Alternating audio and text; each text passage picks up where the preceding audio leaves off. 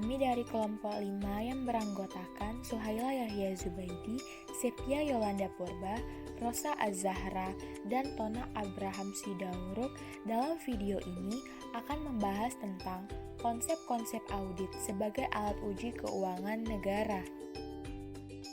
Penting kami jelaskan bahwa tahapan pemeriksaan itu kan ada 3 macam ya. Yang pertama adalah perencanaan, kemudian pelaksanaan dan pelaporan. Untuk tahap perencanaan dilakukan pengumpulan data dan informasi, kemudian dilakukan identifikasi dan penilaian risiko, dan kemudian yang ketiga dibuat kajian dan ujungnya itu adalah program pemeriksaan. Dan ini sudah kita selesaikan. Untuk pengumpulan data dan informasi sudah kita lakukan kurang lebih sekitar 3 bulan, termasuk identifikasi dan penilaian risiko.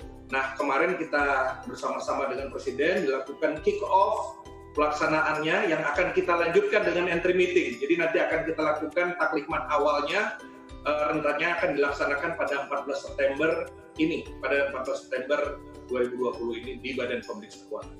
14 September 2020, tahapan seperti apa Pak yang akan dilakukan? Mungkin teknisnya seperti apa Pak? Ya, jadi kan tadi saya katakan tadi perencanaan sudah kita laksanakan ya. Dalam perencanaan pengumpulan data informasi dan penilaian risikonya sudah dilaksanakan, maka tahap pelaksanaan itu harus dimulai dengan taklimat awal. Taklimat awal atau entry meeting, yaitu menjelaskan kepada audit kira-kira jenis, kemudian tujuan pemeriksaan, termasuk di mana yang akan dijadikan sampel pemeriksaan. Itu akan kita jelaskan nanti. Barangkali yang diharapkan adalah informasi tentang apa saja yang akan dilakukan pemeriksaannya. Secara umum itu akan dibagi menjadi kurang lebih 3 bagian. Yang pertama adalah terkait dengan penanganan kesehatannya sendiri, karena penanganan kesehatan itu adalah yang utama ya, penanganan kesehatan. Kemudian yang kedua terkait dengan jaring pengaman sosial sebagai dampak dari masalah kesehatan. Dan yang ketiga adalah terkait dengan pemulihan ekonomi nasional. Tetapi kalau mau diurai jadi banyak itu, karena itu akan mencakup kepada semua dana dan program penanganan pandemi COVID-19 yang ada di dalam APBN, kemudian APBD, ya, dan kemudian juga di BUMN, BUMD, di Bank Indonesia, Otoritas Jasa Keuangan, dan Lembaga Penjaminan Simpanan, dan badan-badan lainnya yang terkait dengan pelaksanaan penanganan pandemi COVID-19 ini. Untuk di APBN dan APBD, salah satu objek pemeriksaan kita terkait dengan realokasi dan refocusing APBN dan APBD. Ini kan kalau kita lihat sangat besar begitu Pak ya, yang harus dilakukan audit, lembaganya juga begitu banyak, kompleks begitu, mulai dari stakeholder pemerintah pusat, daerah, lalu lembaga-lembaga yang besar juga di pemerintah pusat. Untuk berbicara soal SDM yang berada di BPKRI, cukupkah sebenarnya Pak untuk melakukan audit begitu terhadap auditornya juga seperti apa Pak?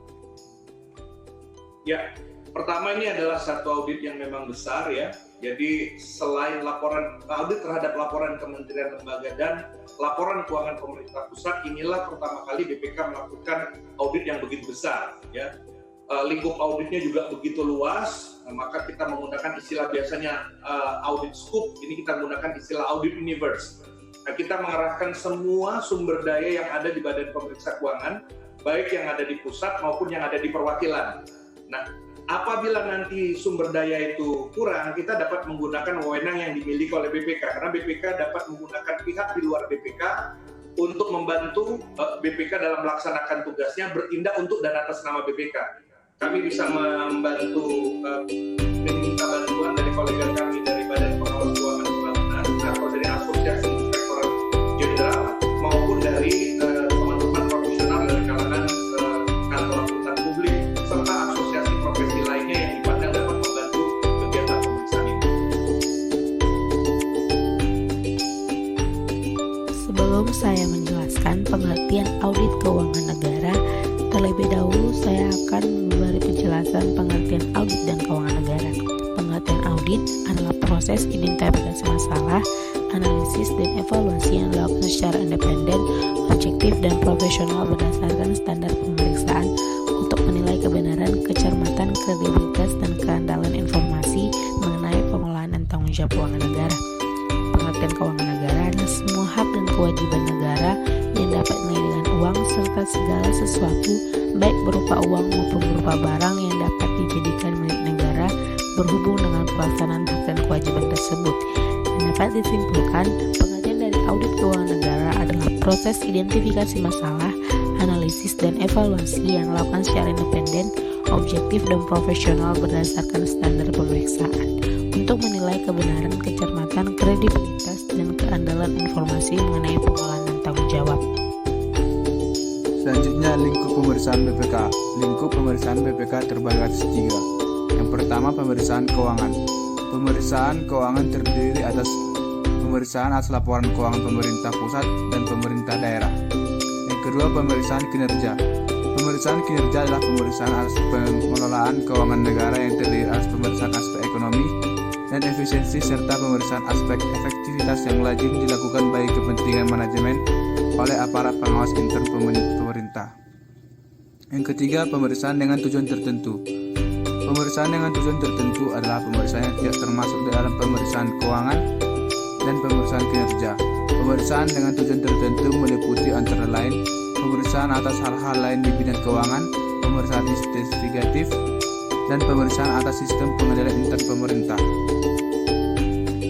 Tujuan pemeriksaan keuangan. Tujuan pemeriksaan keuangan adalah memberikan keyakinan yang memadai apakah laporan keuangan telah disajikan secara wajar dalam semua hal yang material sesuai dengan prinsip akuntansi yang berlaku umum di Indonesia atau basis akuntansi komprehensif selain prinsip akuntansi yang berlaku umum di Indonesia. Dasar hukum pemeriksaan keuangan negara. Yang pertama, pasal 10 ayat 1 Undang-Undang Nomor 17 Tahun 2003, Presiden menyampaikan rancangan undang-undang tentang pertanggungjawaban pelaksanaan APBN kepada DPR berupa laporan keuangan yang telah diperiksa oleh Badan Pemeriksa Keuangan selambat-lambatnya 6 bulan setelah tahun anggaran berakhir.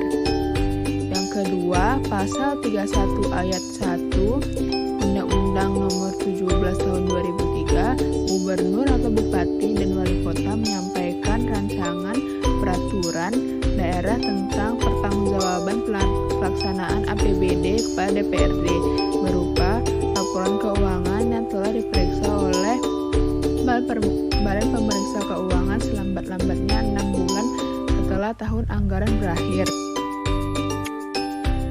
Laporan keuangan. Tujuan laporan keuangan yang pertama adalah menyediakan informasi tentang sumber, alokasi, dan penggunaan sumber daya keuangan. Yang kedua, menyediakan informasi mengenai kecukupan penerimaan periode berjalan untuk membiayai seluruh pengeluaran. Yang ketiga, menyediakan informasi mengenai jumlah sumber daya ekonomi dan yang digunakan dalam kegiatan entitas pelaporan serta hasil-hasil yang telah dicapai. Yang keempat, menyediakan informasi mengenai bagaimana entitas pelaporan mendanai seluruh kegiatan dan mencukupi kebutuhan kasnya. Yang kelima, menyediakan informasi mengenai posisi keuangan dan kondisi entitas pelaporan berkaitan dengan sumber-sumber penerimaannya tersebut. Laporan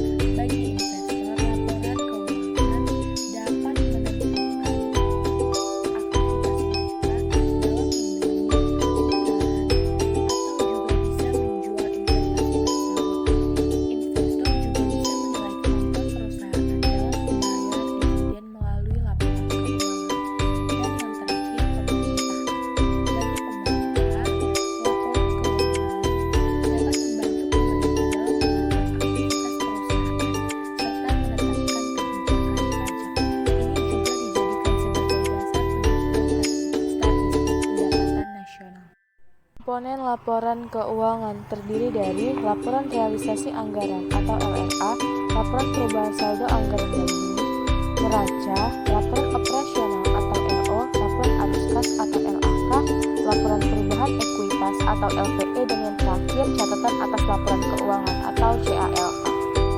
Selanjutnya, karakteristik kualitatif laporan keuangan. Yang pertama yaitu relevan. Relevan adalah apabila informasi yang termuat di dalamnya dapat mempengaruhi keputusan pengguna dan membantu mereka mengevaluasi peristiwa masa lalu atau masa kini dan memprediksi masa depan serta menegaskan atau mengoreksi hasil evaluasi mereka di masa lalu. Yang kedua, andal, bebas dari pengertian yang menyesatkan dan kesalahan material, menyajikan setiap fakta secara jujur serta dapat diverifikasi. Informasi mungkin relevan, tetapi jika hakikat atau penyajiannya tidak dapat diandalkan, maka penggunaan informasi tersebut secara potensial dapat menyesatkan. Yang ketiga, dapat dibandingkan. Informasi yang termuat dalam laporan keuangan akan lebih berguna jika dapat dibandingkan dengan laporan keuangan periode sebelumnya atau laporan keuangan entitas pelaporan lain pada umumnya. Perbandingan dapat dilakukan secara internal dan eksternal. Yang keempat, dapat dipahami, yaitu informasi yang disajikan dalam laporan keuangan dapat dipahami oleh pengguna dan dinyatakan dalam bentuk serta istilah yang disesuaikan dengan batas pemahaman para pengguna. Opini dalam BPK ada 4 macam, yaitu yang pertama, unqualified opinion atau wajar tanpa pengecualian. Artinya laporan keuangan disajikan sesuai dengan standar akuntansi yang berlaku. Yang kedua, qualified opinion atau wajar dengan pengecualian. Artinya laporan keuangan dapat diandalkan tetapi masih ada beberapa masalah atau pos yang dikecualikan agar tidak salah dalam mengambil keputusan. Yang ketiga, ada adverse atau tidak wajar. Artinya laporan keuangan tidak disajikan sesuai dengan standar akuntansi atau ada kesalahan material dalam laporan keuangan tersebut. Yang keempat, ada disclaimer, yaitu tidak memberikan pendapat. Artinya laporan keuangan memiliki kesalahan yang material dan manajemen membatasi lingkup pemeriksaan sehingga auditor tidak menemukan bukti yang cukup. Tahapan pemeriksaan keuangan. Tahapan pemeriksaan keuangan terbagi atas 3. Yang pertama, perencanaan pemeriksaan. Adapun hal-hal yang dilakukan dalam perencanaan pemeriksaan adalah: yang pertama, pemahaman tujuan pemeriksaan dan harapan penugasan. Yang kedua, pemenuhan kebutuhan pemeriksa. Yang ketiga, pemahaman atas entitas. Yang keempat, pemantauan tindak lanjut laporan hasil pemeriksaan sebelumnya. Yang kelima, pemahaman sistem pengendalian intern. Yang keenam, pemahaman dan sistem risiko. Yang ketujuh, penetapan materialistis awal dan kesalahan tertolerir.